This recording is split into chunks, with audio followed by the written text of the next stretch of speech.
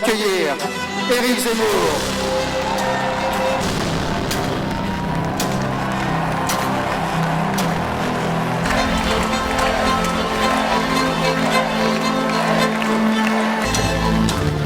Mes très chers amis, mes très très chers amis. Allez, c'est parti. Allez, c'est bon. Allez, c'est parti. Il est d'usage de commencer un discours en déclarant que l'on est heureux d'être là, tous ensemble, si nombreux. Et c'est mon cas ô combien de vous voir ce soir, plus de 5000 dans cette salle. Est-il besoin de préciser que je suis heureux? Oui, j'espère bien. Oui, oui, je suis heureux de voir autour de moi Marion, Sarah, Stanislas, Guillaume, Nicolas, Stéphane, Laurence et vous tous.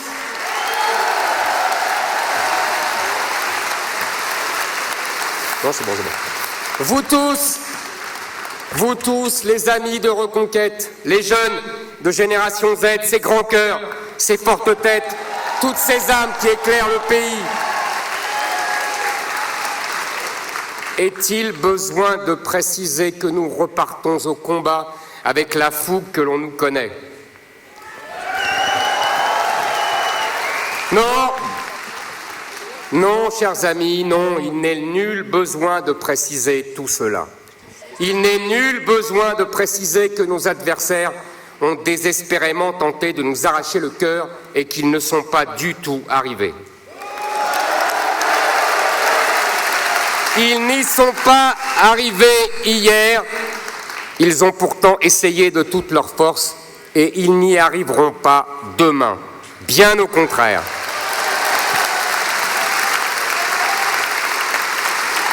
Je vais vous dire pourquoi. Je vais tout à l'heure vous parler de l'indispensable Marion. Et croyez-moi, vous ne regretterez pas d'avoir attendu un peu. Mais permettez que je vous dise d'abord pourquoi nous sommes réunis ici, tous prêts à réussir dans notre nouvelle mission. Moi aussi. Cette raison...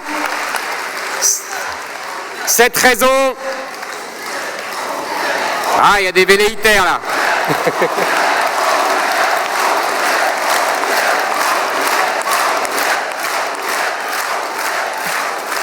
Moi aussi.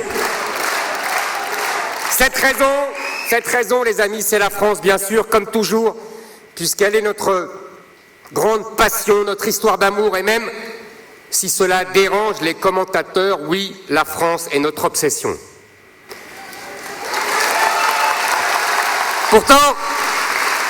Pourtant, pour une fois, nous sommes réunis pour parler d'un autre sujet que la France, d'un sujet plus vaste que la France, oui, figurez-vous que ça existe. Ce sujet, c'est l'Europe. Fidèles à nos habitudes, soyons francs. Regardons notre peuple et notre époque en face. Il suffit de prononcer ces deux mots, élections européennes, pour que le public commence aussitôt à s'ennuyer, qu'il se mette à bâiller, à zapper sur une autre chaîne ou à scroller, comme on dit, sur TikTok. Vous avez vu, j'ai bien appris, hein.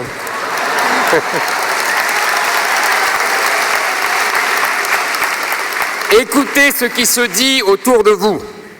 Les élections européennes, on n'y comprend rien, ça ne veut rien dire, ça ne sert à rien. L'Europe, c'est des technocrates qui nous méprisent, alors méprisons-les. Qu'ils se débrouillent entre eux, ça ne nous regarde pas. Résultat, un électeur européen sur deux ne vote pas aux européennes, un électeur français sur deux ne vote pas aux européennes. Eh bien, moi, je dis au public qui nous regarde en cet instant, ne zappez pas, restez avec nous, vous allez voir. Nous allons changer votre regard sur l'Europe et sur ces élections. Commençons par une question simple. Qu'est-ce que l'Europe? Il y a 2500 ans, les Grecs ont l'excellente idée d'inventer la philosophie. À compter de cet instant, le monde ne sera plus jamais le même, il sera intelligent. Avec Aristote, le genre humain entre dans la sagesse. Aristote écrit « Savoir, c'est se souvenir ». Alors, souvenons-nous que sans lui et sans les Grecs de l'Antiquité, Homo sapiens serait resté ce sauvage qui passait le plus clair de son temps à taper sur son voisin avec un gourdin. C'est en Europe et uniquement en Europe que voit le jour la démocratie, le débat politique, l'humanisme. C'est en Europe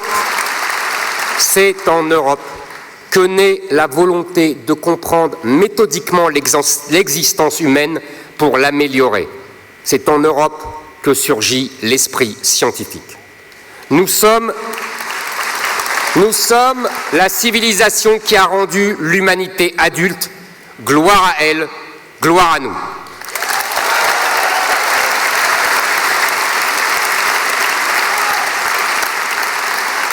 Les siècles passent, l'étincelle d'intelligence grecque éclaire tout notre continent et ce continent, le nôtre, illumine le monde.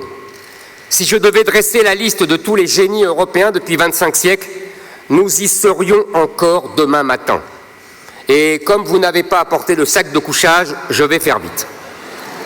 Alexandre le Grand, Jules César, Charlemagne, Saint-Augustin, Saint-Louis, Saint-Thomas d'Aquin, Jeanne d'Arc, Rembrandt, Léonard de Vinci, Michel-Ange, Bach, Mozart, Beethoven, Galilée, Copernic, Newton, Cervantes, Shakespeare, Dante, Molière, Racine, Napoléon, Hugues Balzac. Vous avez raison. Balzac, Hugo, Albert Einstein, Hannah Arendt, Winston Churchill, Charles de Gaulle,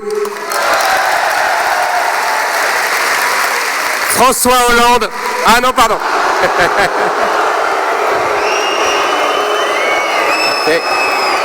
C'est...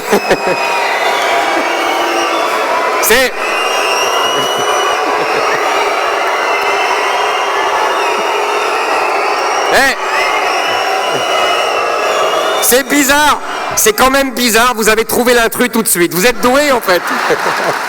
Bon, en voulez-vous encore? Il y en a des bibliothèques entières, des dictionnaires entiers. Tous ces esprits extraordinaires, chers amis, tous ces gens tellement doués qu'ils nous semblent surnaturels, et des millions d'autres, oui, des millions d'autres, moins célèbres, mais géniaux également. Cette foule extraordinaire, c'est l'Europe, c'est nous.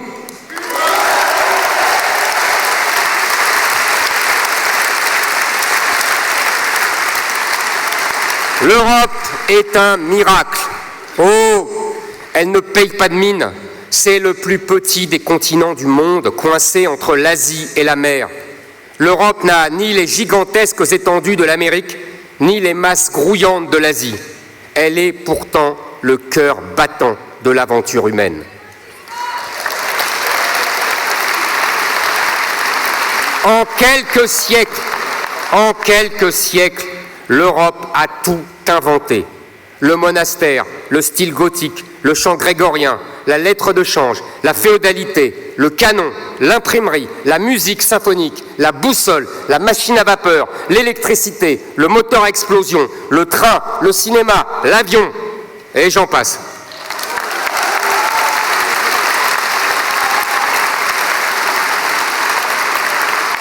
C'est l'Europe qui, avec ses bateaux, a relié le monde.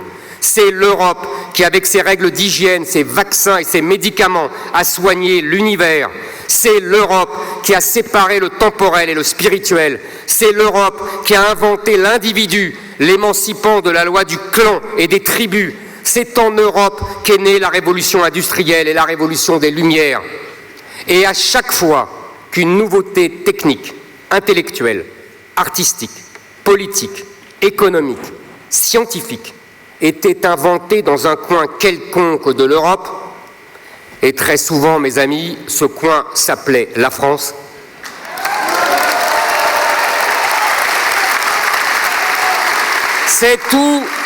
C'est tout le continent qui, en quelques années, le faisait sien.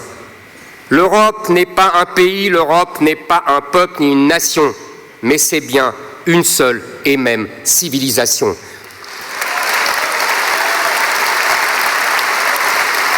Une seule et même civilisation forgée par le judéo-christianisme et l'esprit gréco-romain. Ceux qui se reconnaissent dans cet héritage, se l'approprient et veulent le perpétuer sont des Européens. Tous ceux qui ne s'y reconnaissent pas sont d'une autre civilisation. Et aucune autre civilisation n'a été aussi brillante, aussi déterminante, aussi créative, aussi utile, aussi admirable que la nôtre. Non, aucune. Et je le dis avec la plus grande fermeté aux woke qui détestent l'histoire de l'Europe.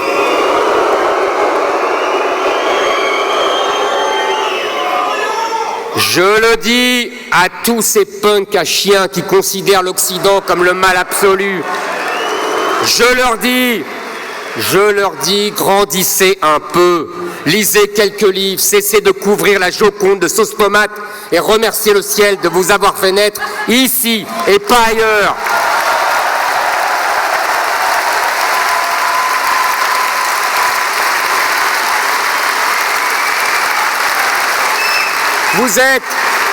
Vous êtes des enfants mal élevés qui cassaient les magnifiques jouets qu'on leur a offerts. Comme dirait l'autre, il s'agirait quand même de grandir. Et en parlant d'enfants, mes chers amis, laissez-moi vous raconter une très belle chose sur l'Europe. Vous savez comme moi que les bébés, quand ils sont encore dans le ventre de leur mère, les bébés entendent. Le bébé est capable non seulement d'entendre la voix de sa mère, mais aussi l'environnement autour d'elle. Il entend la voix de son père et les bruits dans la maison. Bien avant sa naissance, les sons lui offrent donc sa première découverte du monde extérieur. Et ce qui est très beau, voyez-vous, c'est qu'il entend déjà la musique. Un fœtus entend la musique. Et des scientifiques ont lancé une grande étude sur les réactions des fœtus à cette musique. Ils ont découvert non seulement que les fœtus aiment la musique, car ils y réagissent avec des expressions de visage qui indiquent le plaisir, mais ce n'est pas tout, car les fœtus ont des préférences musicales. Mais oui, vous pouvez rire, c'est la stricte vérité. Au cours de leurs recherches, ces scientifiques ont découvert une chose étonnante et même, pour tout dire, tout à fait extraordinaire. Il existe une musique que l'immense majorité des fœtus, quelle que soit leur nationalité, préfèrent à toutes les autres. C'est la musique classique. Et il y a encore plus incroyable. 91%. Oui, vous m'entendez bien, 91% des futurs bébés préfèrent une musique classique en particulier. 91%. Mais quelle musique peut-elle être assez belle pour être élue par les futurs bébés de manière aussi unanime et dès le premier tour, si j'ose dire? Cette musique, chers amis, la voilà.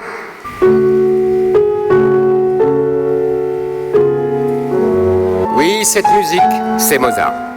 Le miracle Mozart, voilà le beau, voilà le bien, voilà l'Europe. Voilà notre civilisation.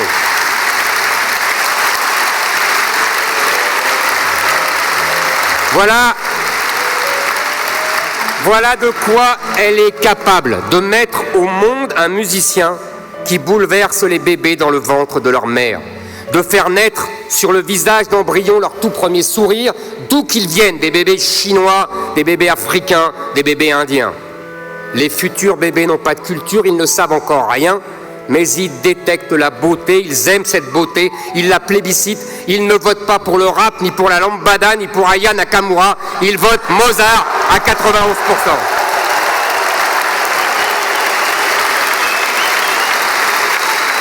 Ouais, je crois que nous pouvons applaudir ensemble le grand Mozart.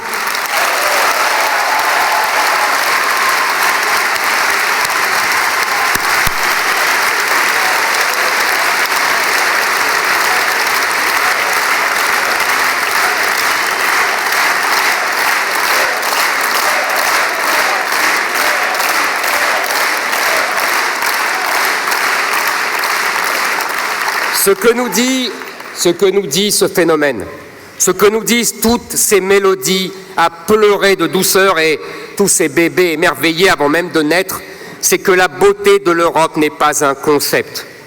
Elle n'est pas une construction intellectuelle, non. La supériorité de l'Europe n'est pas une opinion politique. Elle vient du cœur et elle parle au cœur. Elle vient du plus profond de nos âmes, du ciel qui est en nous. Et elle s'adresse à l'humanité dans ce qu'elle a de plus essentiel, de plus primordial.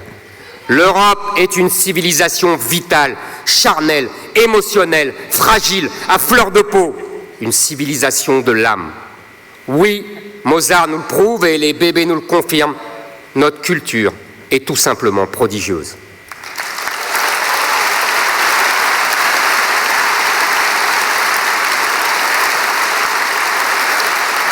Et c'est elle, mes amis, c'est elle que nous devons défendre. C'est cette histoire d'amour entre le génie et la vie que nous voulons protéger et transmettre. Aucune mission n'est plus belle que la nôtre. Mes amis, ne croyez pas que je m'égare, car mon émerveillement est une forme de vigilance. Il nous appelle au combat. Oui, c'est ce miracle que les woke, les islamistes, les socialistes, les bureaucrates, les technocrates, c'est ce miracle, notre miracle, qu'ils détruiront si nous les laissons faire. Alors, ne les laissons pas faire. Nous en faisons le serment. Ils ne déconstruiront pas ce trésor unique dans l'espace et dans le temps. Ne les laissons pas remplacer l'Europe. Ne les laissez pas assassiner Mozart. Oui, nous sommes fiers d'appartenir à ce continent magnifique. Et c'est parce que nous sommes si fiers de l'Europe que nous en voulons à l'Union européenne. L'Union européenne a trahi sa mission. Elle ne nous défend plus, bien au contraire. Elle est devenue un continent aux frontières béantes, aux portes grandes ouvertes. Tous ici, nous avons eu la chance de naître sur le sol de l'Europe, mais nous avons le malheur aujourd'hui de voir de notre vivant se lever un nouveau spectre sur notre continent. Oui, 1000 fois hélas, c'est en terre européenne que se lève aujourd'hui l'enfant de Staline et de Mahomet, l'islamo-gauchisme.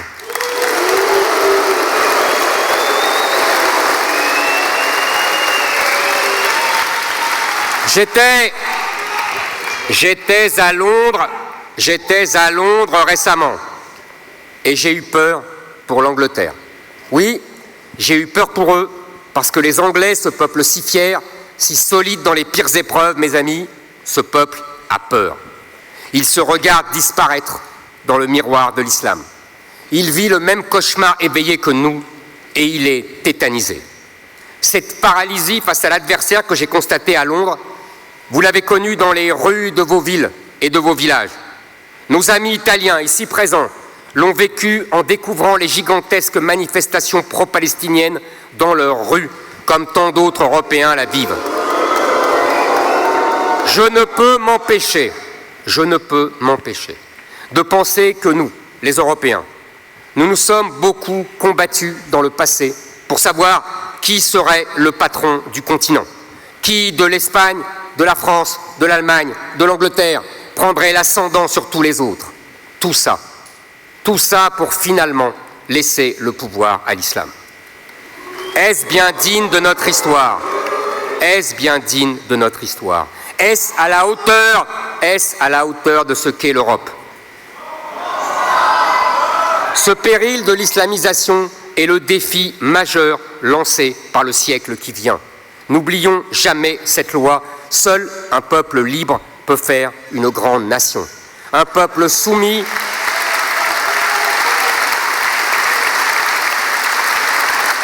Un peuple soumis à une religion étrangère n'est plus libre. Un peuple qui baisse les yeux devant une religion qui s'appelle soumission n'est plus le peuple français.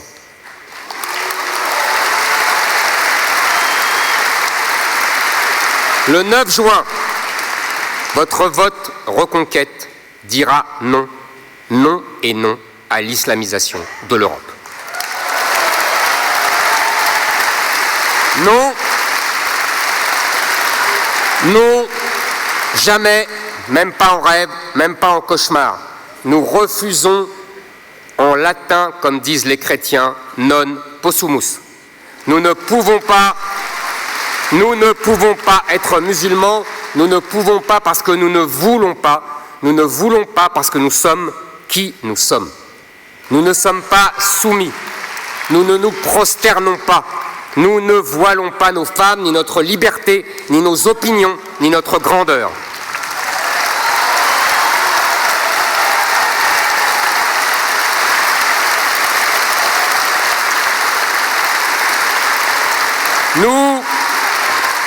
Nous allons dévoiler notre âme, notre cœur et notre identité.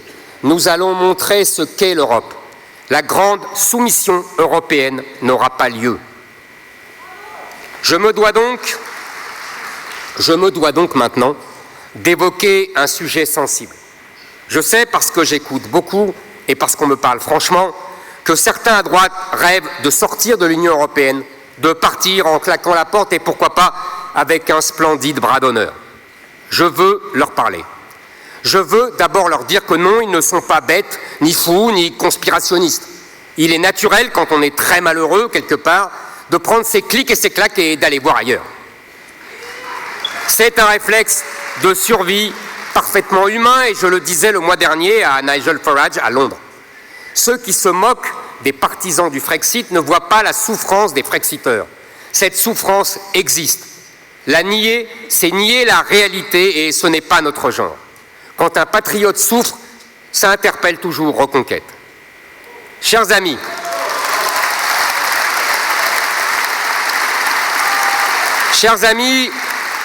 vous allez me l'entendre dire souvent dans cette campagne, parce que je le pense et parce que le paysage politique européen le démontre, nous sommes de plus en plus nombreux à combattre Bruxelles et à vouloir à tout prix défendre notre continent, son identité, sa liberté, sa prospérité.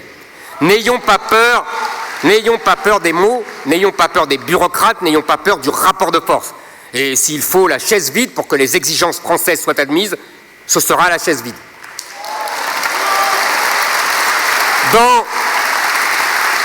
Dans 90 jours, le soir des élections européennes, si nous sommes suffisamment puissants, oui, c'est un fait, notre groupe sera en mesure de faire basculer la majorité au Parlement européen.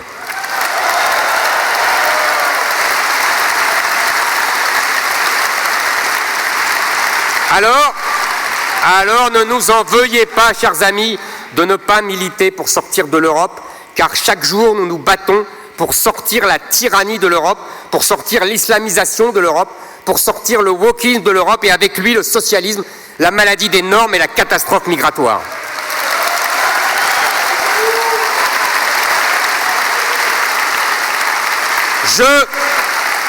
Je vous l'ai dit, nous savons chez Reconquête que seul un peuple libre peut faire une grande nation. Nous voulons faire une Europe dont il ne soit plus nécessaire de sortir à tout prix. Nous voulons faire une Europe dont vous n'aurez plus envie de vous enfuir à courant. Nous voulons faire une Europe qui fera regretter à nos amis anglais de nous avoir quittés trop tôt.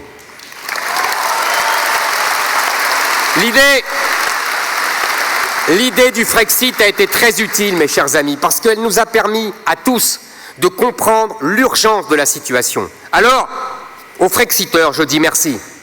Dites-leur merci avec moi. Et gardons tout ce qu'il y a de bon dans l'idée du Frexit. La souveraineté, la nation, l'indépendance, le refus de l'uniformité et de la bureaucratie. Et laissons de côté tout ce qui nous mettrait en danger. Au fond, si on résume leur idéal en un mot, que veulent les pro-Frexit? Ils veulent la reconquête. Nous leur disons, bienvenue chez nous.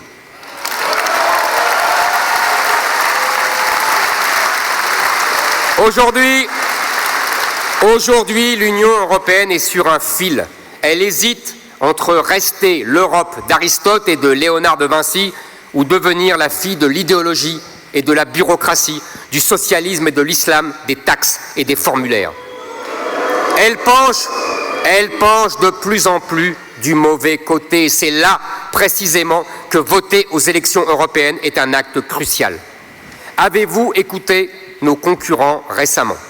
Avez-vous vu comme les raisons qu'ils vous donnent de voter pour eux sont molles, creuses et ennuyeuses? Changez l'Europe, changez d'Europe, avec l'Europe, plus d'Europe, mieux d'Europe. On nous rabâche ces slogans depuis des décennies.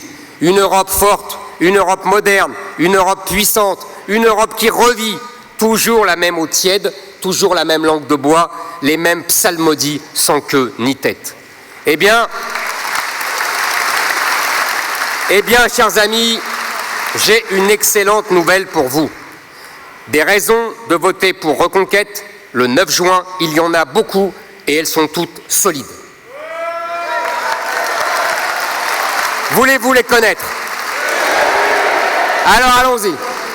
Raison numéro 1, Marion Maréchal.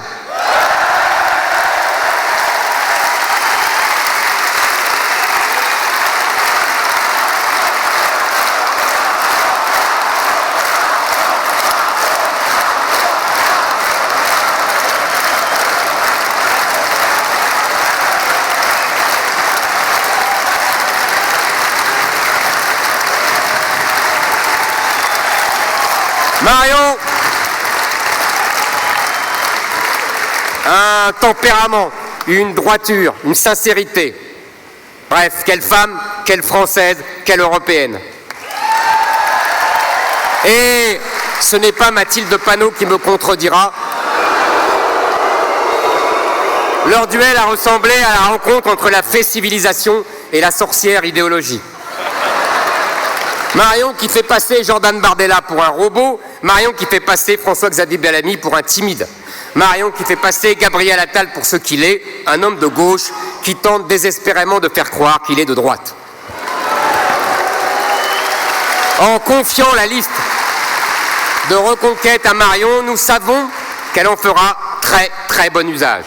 Elle va se lancer sur tous les champs de bataille, elle va ferrailler, elle va briller, parce qu'elle sait comme nous que l'Europe et la France méritent une porte-parole pointue, mordante, tranchante, mais également sensible et émouvante.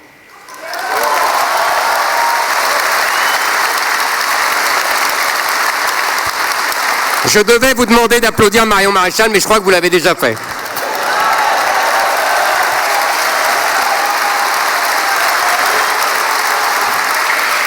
Là,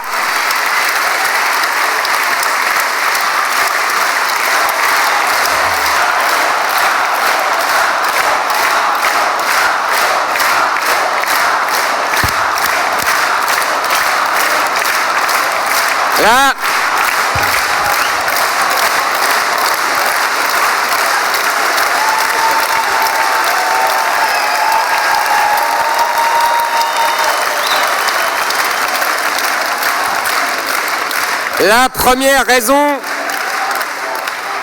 première raison pourrait suffire. La première raison pourrait suffire, mais il se trouve qu'il y en a encore d'autres. Alors, je vous donne une deuxième raison. Avec Marion et chez Reconquête, nous sommes les seuls en France, je dis bien les seuls, à vouloir à la fois la résistance à l'islamisation du continent, la prospérité que seule la liberté économique peut nous offrir et le refus ferme et définitif du wokisme.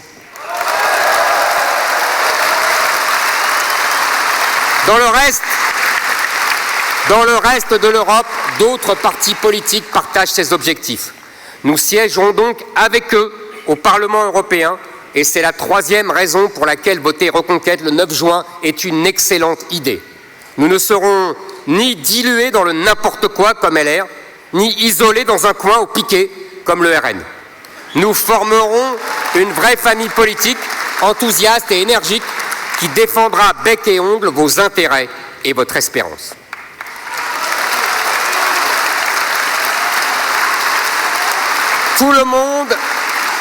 Tout le monde le sait, tout le monde le dit, tout le monde le pense. L'Europe est en train de passer à droite.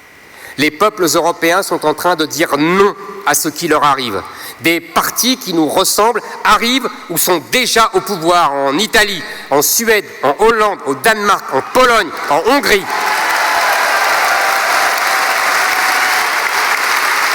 En votant Reconquête, mes amis, vous siégerez dans le camp des vainqueurs. On ne vous dira plus jamais que vous n'avez fait que voter pour un parti qui a fait 7%.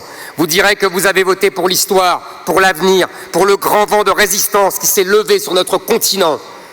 Et c'est une excellente 4e raison de choisir Reconquête. Cette vague qui monte et va tout emporter en France, elle porte un nom, un seul. Ce nom, c'est Reconquête. Et Reconquête, c'est nous, c'est vous. Oui, nous sommes Reconquête, donc nous dirons au Parlement de Bruxelles toutes les vérités qu'il n'a jamais voulu entendre. C'est la 5e raison qui fait que le vote pour Reconquête est un vote efficace. Nous ne serons jamais ennuyeux, jamais prévisibles, jamais à la botte du silence. Imaginez un Parlement européen où il se passe enfin quelque chose. Ça serait du changement. Les députés étrangers se sont trop habitués à ce que la France ne dise plus grand-chose ou qu'elle ne le dise pas trop fort. Mais vous imaginez Marion Maréchal se laisser marcher sur les pieds par Ursula. Vous imaginez Guillaume Pelletier faire des concessions aux islamistes. Vous imaginez Nicolas B se laisser séduire par les socialistes. Vous imaginez Stanislas Rigaud faire des courbettes aux écolos. Et vous m'imaginez fumer un pétard avec les woke. Ben ouais. Désolé pour le dérangement, Ursula, mais le pays de Cambronne, de Gaulle et de Jean Gabin est de retour. 6e raison. Bon, rassurez-vous, c'est bientôt la fin. Mais il vaut mieux avoir trop de raisons de voter pour nous que pas assez. Depuis 10 ans, le Rassemblement national gagne à chaque fois les élections européennes. Résultat, Macron est élu et réélu à chaque fois. L'Europe des progressistes n'a pas reculé d'un millimètre. L'Europe des islamistes n'a pas arrêté d'étendre sa toile. L'Europe de Bruxelles n'a pas cessé de s'arroger de nouveaux pouvoirs. Ce n'est pas ça que j'appelle un vote utile. Je vais vous dire ce que je pense, et c'est la 7e et dernière raison. Je pense qu'en votant pour Reconquête le 9 juin, vous aurez le sentiment d'avoir pour la première fois de votre vie, et certainement pas la dernière, oui, vous aurez le sentiment d'avoir enfin vraiment voté pour vos convictions à une élection européenne.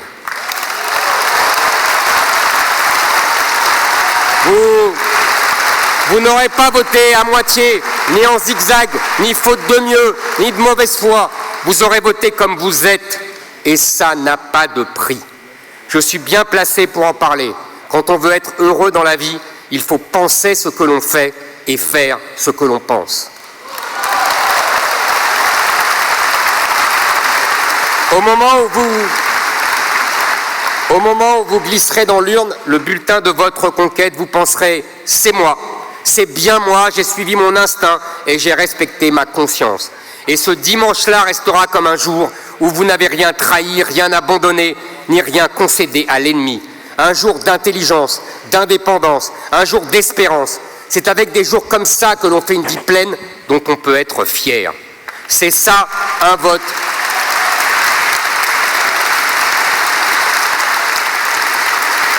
C'est ça un vote profondément utile. C'est un vote dont vous n'aurez jamais honte en aucune manière. Un vote en conscience, irréprochable.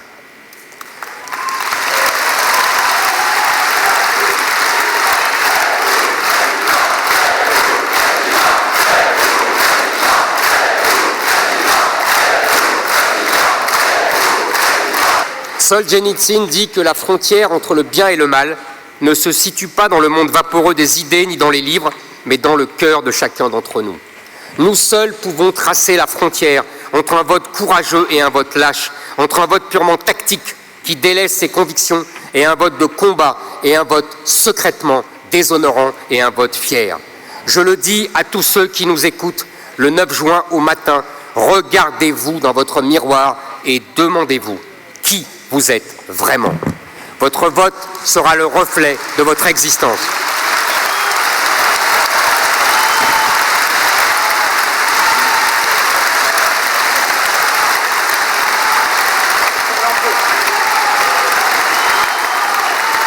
Il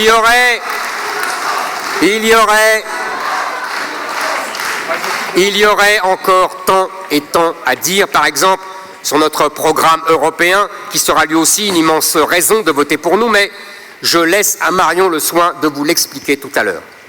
J'ajoute seulement, et pour terminer, qu'en votant pour nous, en votant massivement pour Reconquête, vous allez faire pleurer Jean-Michel Apathy. Elle est pas belle, la vie?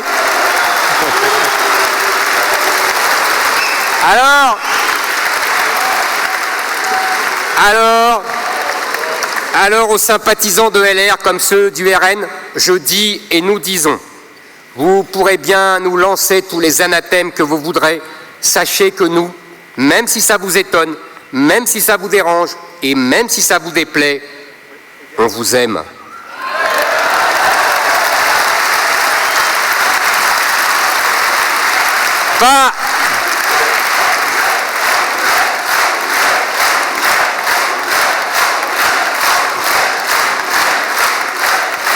Pas besoin d'oreillettes. J'entends d'ici les commentateurs. Comment Zemmour aime ses adversaires à première nouvelle? Eh bien oui, figurez-vous, nos concurrents sont français. Ils sont mes compatriotes. Même si je peux tenir à leur sujet des propos parfois sévères, parce qu'il faut leur dire leurs quatre vérités, j'ai tout de même pour eux une affection sincère.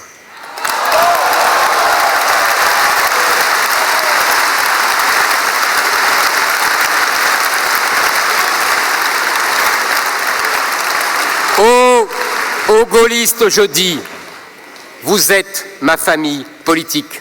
Et ce n'est pas moi qui ai quitté cette famille, c'est elle qui nous a abandonnés.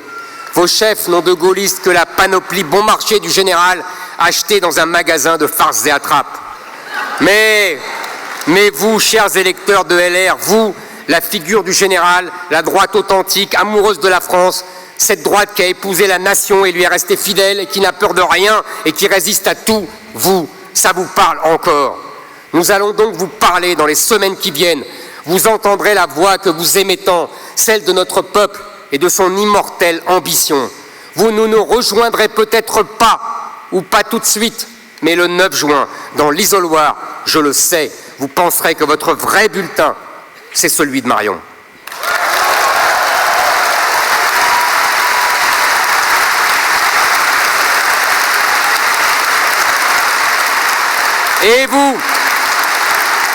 Et vous, les lepénistes, qui caracolez en tête des sondages, ne nous regardez pas de trop haut. Vous, les électeurs, les militants qui avez bravé l'opprobre pendant des décennies, vous qui avez été traités de racistes, de xénophobes, de fascistes, de nazis, vous qui avez porté la flamme du patriotisme contre vents et tempêtes, vous qui n'avez pas lâché vos convictions quand tout le monde, les médias, les élites, la gauche, vous lancez des pierres, vous qui avez été blessés et que rien n'a fait plier, je vous le dis, comme je le dis au LR, on vous aime.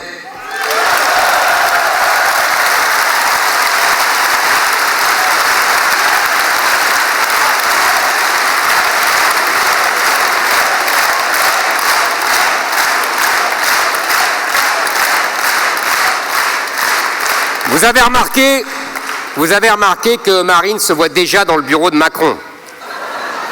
Jordan, lui, s'est réservé le strapontin de Matignon. Seulement vous n'êtes pas dupes. Ce n'est pas parce qu'on est dédiabolisé qu'on est sanctifié. Vous, les lepénistes, vous avez tout supporté pendant des décennies. N'acceptez pas d'abandonner vos idées au moment même où tant de nos concitoyens les partagent enfin.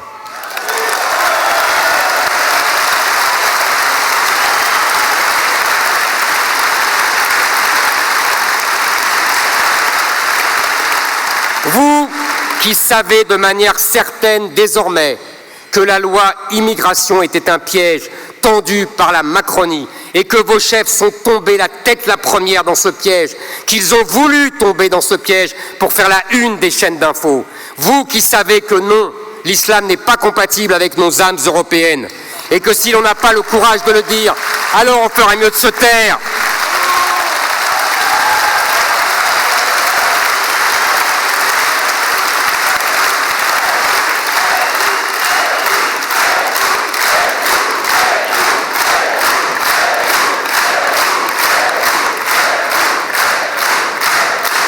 Chers amis, vous trouverez chez nous les véritables réponses à vos questions. Vous aussi, nous allons vous parler dans les semaines qui viennent. Vous entendrez la voix que vous aimez tant, celle de notre peuple, de son réalisme sans concession et de son invincible insolence. Vous ne nous rejoindrez peut-être pas, ou pas tout de suite, mais dans l'isoloir, je le sais, vous penserez que votre vrai bulletin, c'est celui de Marion.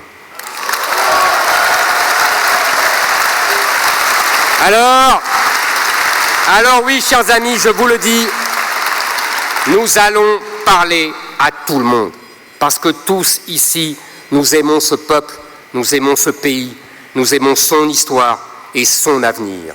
Nous aimons la civilisation européenne et nous ne supportons pas que la belle Europe soit remplacée par les technocrates, par les bureaucrates, par les woke, par Macron et von der Leyen, par la charia et par la racaille, par tous ces gens et toutes ces idées qui méprisent l'Europe et saccagent la France et qui empoisonnent la France en étranglant l'Europe. Nous allons défendre notre civilisation parce que nous allons défendre notre civilisation comme si notre vie en dépendait, parce que notre vie en dépend. Nous allons monter à l'abordage de tout ce que l'Europe a de mauvais. Nous allons défendre la France contre l'Union européenne et nous allons défendre l'Europe contre l'islamisation. Nous allons défendre notre jeunesse qui ne doit plus jamais baisser les yeux. Oui, nous allons nous battre pour que notre Europe ne devienne jamais musulmane. Nous allons tout donner pour que l'Europe reste l'Europe, pour que Rome reste Rome, pour qu'Athènes reste Athènes, pour que la France reste la France.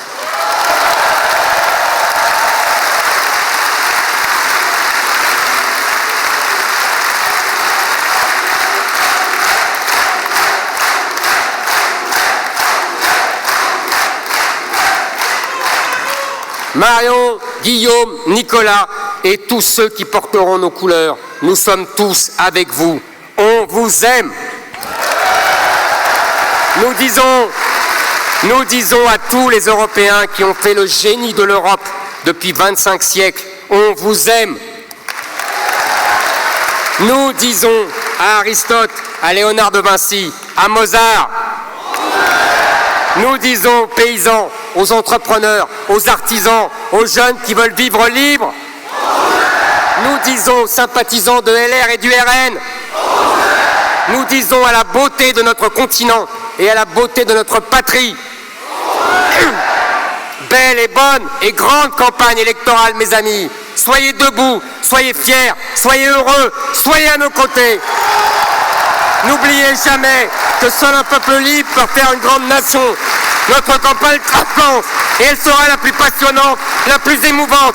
Vive l'indépendance, vive la liberté, vive la souveraineté, vive la civilisation, vive l'Europe, vive la République et surtout, vive la France!